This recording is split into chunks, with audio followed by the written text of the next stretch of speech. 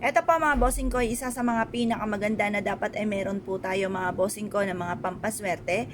Makakatulong po ito upang sa ganon mabilis yung ma-achieve ang inyo po mga pinapangarap sa buhay. At para siksik-liglig at umapaw at maraming blessing ang dumating, lalo-lalo na sa mga susunod na buwan mga bossing. Ngayon pa mga bossing ko, ikaw po ay isa sa mga pinakamaraming pangarap sa buhay. Kailangan yan po, pinakamarami din po ang pagkayod. Huwag pong kakalimutan po yan. Dahil marami rin po mga tao na masisipag, sila po ay mga madidiskarte, minamalas pa rin, kaya kailangan natin ng mga pampaswerte na kagaya nito mga bossing. Ngayon pa mga bossing, at marami rin po mga tao na ang daming hanash mga bossing ko sa buhay. Yung ba tipo na sila po ay napakaraming pangarap, daing ng daing mga bossing ko, pero sa totoong buhay, ang kayod nila ay kakaunti lamang. Kailangan ko marami kang pangarap, marami rin ang kayod. Kaya mas may na mga bossing ko, ako po ay naniniwala at ako'y tumatanggap ng mga empleyado ng mga maliliksi. Ayoko po mga bossing ko ng mga napakababagal. At dahil yan po ay inihahalin tulad din sa pag-asenso. Kaya kung kayo po ay may mga empleyado, maghanap ka ng mga empleyado na malilikse. Yan po ay masisipag, yan po ay madiskarte, yan po ay kumbagay ang takbo rin ng inyong negosyo ay ganun din, magiging mabilis, maliksi. Ngayon po mga bossing, mas mainam po na subukan nyo po itong gawin dahil ito po ay makakatulong upang sa ganon, mabilis yung makamtan ang mga pinapangarap bukod sa inyo pong sipag at tiyaga, pagiging madiskarte at hindi nakakalimot magdasal. Ito po isa sa mga paborito ko na mga pampaswerte.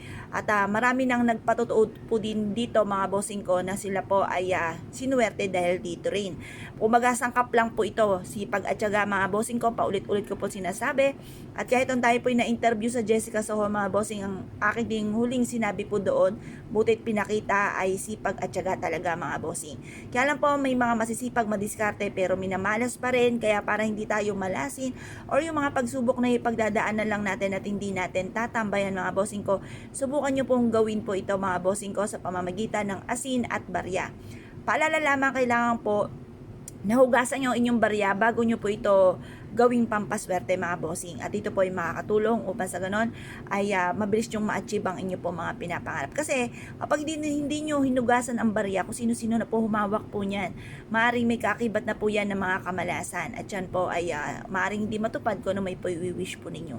Kung naniniwala ka at nais po itong gawin, subukan nyo po ito, makakatulong po ito upang sa ganon ay mabilis nating ma-achieve ang ating mga pinapangarap. Ngayon po mga bossing, kung ikaw ay naniniwala at nais po itong gawin, lumarga po kayo, subukan nyo po ito mga bossing. Ito po yung ating barya mga bossing ko ay ihahalo natin dito sa asin. Kumuha kayo ng isang pouch mga bossing ko, tapos bitbitin nyo ito kahit saan kayo magtungo. Basta ang asin ay natunaw, paltan nyo lang ito ng panibagong asin. Kasi marami na rin siya nahigop ng mga negatibong enerhiya. Ako po mga bossing, yung unang-una kong gawa ng pampaswerte, almost 3 months, araw-araw, tunaw ng tunaw ang asin ko. Pero dumating din yung punto mga bossing ko na kahit taon na lumipas, ay hindi po na mga bossing ko natutunaw yung asin. Dati-dati ay natutunaw sa dami ng mga pagsubok na pinagdaanan.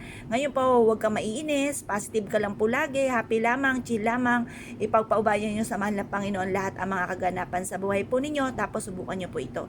Makakatulong ito upang sa ganon ay magtuloy-tuloy ang pasok ng swerte. Kaya kung kayo naniniwala at nais po itong gawin, ay siya mga bossing, good luck po sa inyo po lahat.